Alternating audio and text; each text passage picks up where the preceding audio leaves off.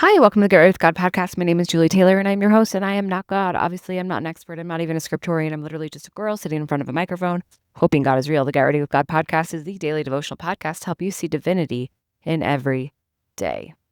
There used to be a time in my life when I really fought for my worth and found my value as a human through achievement and busyness and how much I accomplished.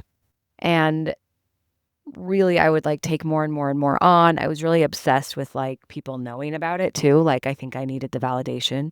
So I didn't just need to do it myself. I needed other people to know that I was doing it. And that's really where I got my worth from and how I felt valuable to the world. And so I lived this way for many years, and then I broke, because you will break if you're chasing validation and worth through achievement and productivity. And so then I did kind of a total cleanse of my life where I stripped everything away in a really dramatic way, actually, a very dramatic way. I kind of had this life reset, and I lived a really slow, simple life for many years and really did a lot of work on healing, not finding my worth that way, not feeling like I had to do that to be good enough, really reset my life.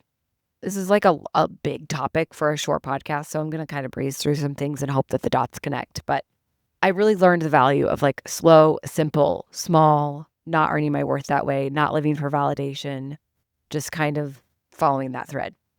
Recently, in the last year especially, my life has ramped way up where I am doing a lot. And I feel stupid because I feel like I have referenced that a lot on this podcast. And the reason I don't like to talk about it is because I have said before, I don't like to identify as a busy person. Maybe my plate's full, maybe I have a lot going on, but I don't like to identify as a busy person because I believe in fiercely prioritizing my life. And so if I want to make time for it, I will.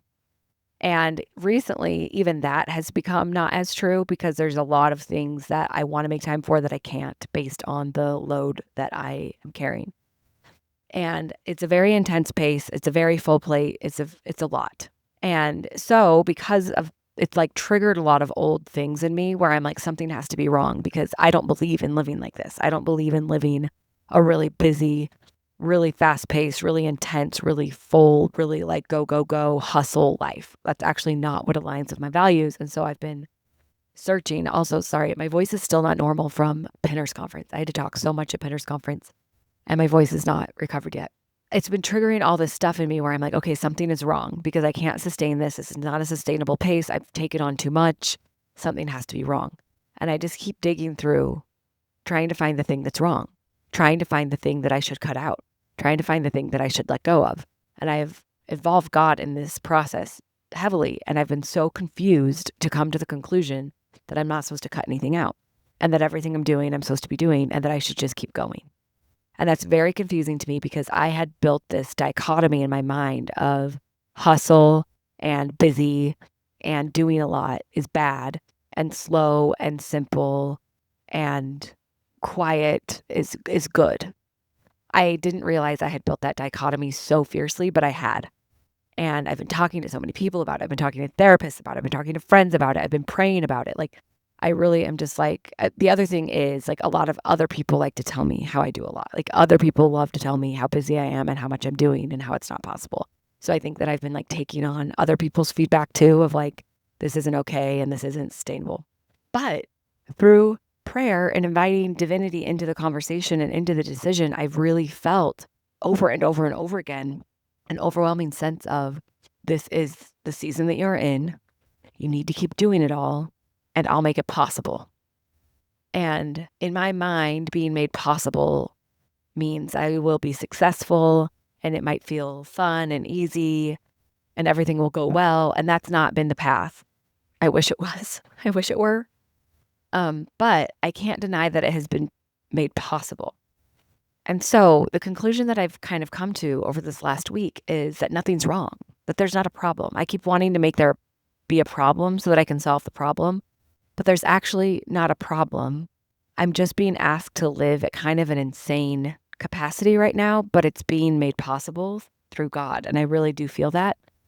And the difference is, and this is what I want to get to, the difference is that I've lived a life like this before, but it used to be driven by proving my worth, proving my value, and seeking validation. And those were the motivations through living the kind of life that I'm living right now. Now, none of those things are true, genuinely. I actually am embarrassed by how busy I am. I'm embarrassed by how much I do. I feel some shame around it because I feel like this isn't the right way to live. I feel like I should be living slow and spending time in nature and getting to soak in the sunset and making bread and living in a village, in a field, and spending time with my cows and investing time in making quilts. Like, I feel like that's what's good and that's what's right. And instead, I'm like in the corporate hustle, working full time, plus doing these creative projects. Plus, I have my kids and I'm trying to show up for as much as possible. Plus, I have my position at church. And like, anyway, I don't need to deal out all this stuff, but it's actually the opposite of how I would prescribe to someone else to live the way that I'm living right now. And no part of it is chasing worth or value or validation. I'm really trying to accept this new concept where the same circumstances given by different motivation can yield a different outcome.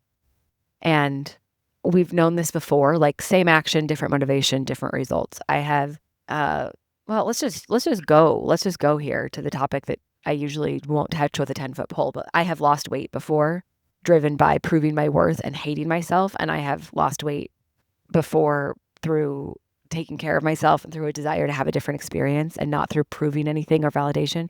Same outcomes, very, very different experiences, very different motivations, and they yield different outcomes even when the circumstances look really similar. And so I think similar things have happened in my faith where I'm technically back at a place I've been before where I'm participating in religion and where I'm choosing faith, but it doesn't feel at all like it has felt before. And so I just want to say, first of all, I really do want to invite you to explore the dichotomies that you created in your head. Like what concepts have you constructed to become mutually exclusive that just aren't? And I talk a big game about living in the gray area, but I am still very much in the process of breaking down my black and white thinking. And it's ingrained in me so deeply. And black and white thinking, I think, is always wrong. It is never a good place to be. That's not true. There are some exceptions. There are some things that you should be very black and white on, and I will stand by that. But this rigidity and this black and white thinking and this all or nothing deeply, deeply programmed in my soul, and I'm still trying to break those walls down and unpack it. And I think I've gotten there to a lot of places with faith. I still have a long way to go. But this one has been the newest one to me where I'm like, I didn't even know I had this dichotomy, but the dichotomy that I've built, the mutual exclusivity that I've built through processing things a certain way is making my life harder, and it's making me create problems where there aren't any. And so where are you doing that in your life? What dichotomies do you have? And where can you give yourself some grace and really being honest with the fact that your motivations have changed? So if you have some circumstances right now that you're convinced are problematic, maybe they are, but maybe it's just triggering old stuff and you're a new person acting from different motivations now, and it's not the problem that you thought it was. So first of all, explore your dichotomies. Second of all, stop making problems where there's not. Maybe it's not a problem. And third, and most of all, I just want to testify that if God asks you to do something, he will make it possible to do it. And he might not make it glamorous, easy, or fun, but he will make it possible. And I'm living proof of that. Simon is, oh man, I was going to say living proof. He's dead. Not living proof, but his story is alive. Sorry for the dark humor there. It can be a little jarring for some of you, I know. But Simon's story, my circumstances right now, I know that you have your own. Search for it, claim it, and speak it where God has made things possible. If God asks you to do it, he will make it possible.